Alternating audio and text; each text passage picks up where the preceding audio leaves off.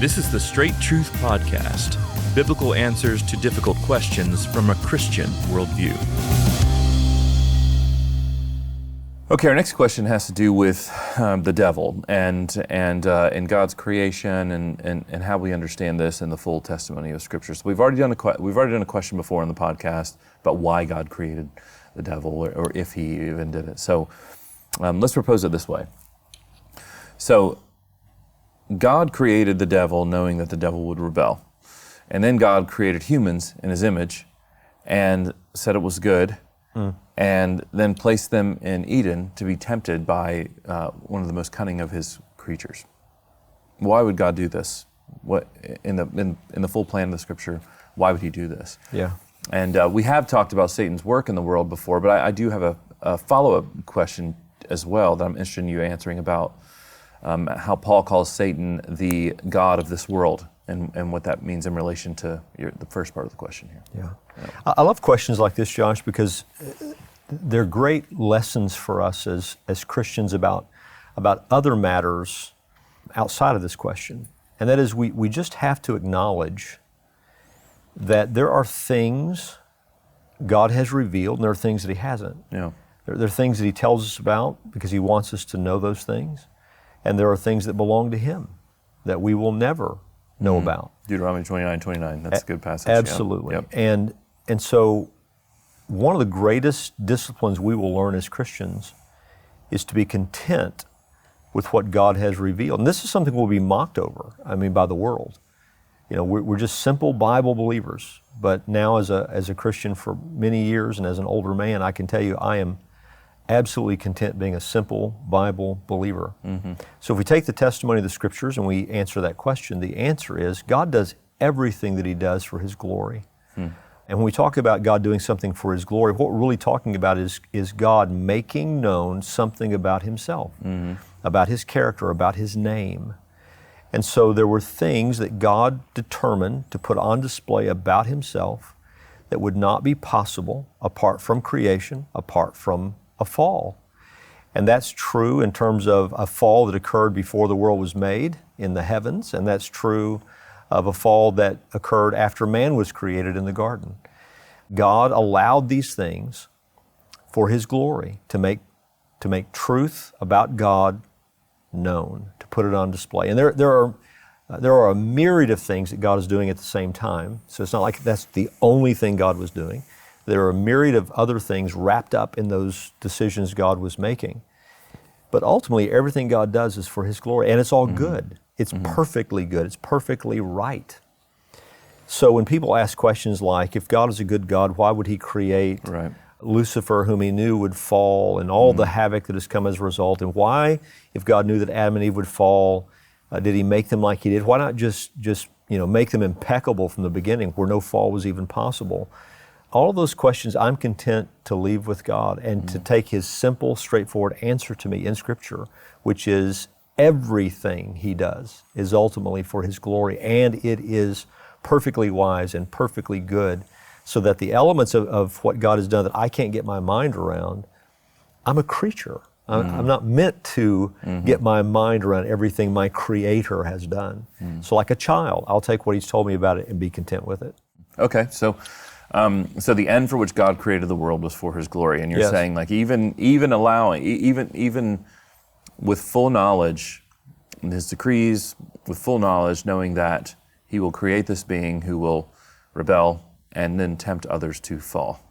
It was ultimately to bring about the plan of the divine Son being magnified, which gives greater glory to the Godhead, not only through all of human history, but also for all eternity. Yes, and greater glory, not in the sense of giving Him something He didn't possess already, but putting on display what He already possessed. Yes, okay. And there are things that happen through redemption that did not yet happen, right? The incarnation, all of that was not from all eternity. The incarnation had a beginning in time. The death of Christ happened in history. The resurrection happened in history. So in that sense, you could say to bring about a greater glory. But nonetheless, the glory of God is being put on display through those events. What was already true of God is put on display through those events. I love what you said when you said this is the chief end of all things. Yeah, right. Right? Yeah. here's why it's important, what we're talking about, to be able to embrace that simply in faith and be content with it. Yeah. Because the chief end of man, what is our chief end? Why did God create us? What's the ultimate purpose for mankind? As the Catechism says, the chief end of man is to glorify God and to enjoy Him forever. Right? And those two things are joined. Man's true joy in his existence is found when God's glory is preeminent in importance. When what matters most to me is the glory of God, I find the greatest joy in my life. And so it's not until I'm at that place where I can say, if God is glorified, it's good. If God is glorified, I'm thrilled. It's when I'm in that place that I can know true joy in my own soul. And this comes into play in all sorts of issues. When your sufferings mean God's glory, can you find a joy in your sufferings? When your loss, ultimately is going to be for God's glory and for your good, can you find joy even in that loss? It's not necessarily joy in the suffering itself, Sure, right. but in the purposes and the outcomes of it. Same thing with loss, etc. So sickness, limitations. I think about older saints because my mom now is living with us, and I think about older saints who meet with increasing limitations and how frustrating that can be for them. What you want the most in your last years, is it to glorify God? Because if He's glorified even in your limitations, so that now you have to give yourself, for example, to prayer. This is the greatest way now you can serve. You used to serve in so many different ways, but now the way He's calling you to serve is in the privacy of your home as you're engaging Him in prayer. Can you find joy even in these years of limitation? So it's that childlike simplicity, that childlike faith that says, God, I'm going to be content with what you tell me about these things. So these deep, in many ways, mystical questions, mysterious is a better word, the devil's purpose, the doctrine, or the decree rather, concerning the fall and all of that, it's for God's glory. And that's enough. Yeah, you made me think about just Job in general, and in the main question there in Job, and how God has permitted these things to happen to Job. And then there is this kind of very lengthy 42 chapters of endless speculation. But at the end of the day, it seems like Job is doing what you have just said. I give myself to you, Lord. I can't understand I close my mouth. Yeah. The Lord gives, the Lord takes away. Blessed be the name of the Lord. I know that my Redeemer lives and that He shall stand. And at the end, He closes His mouth. At the end, he's shut up at the greatness and glory of God.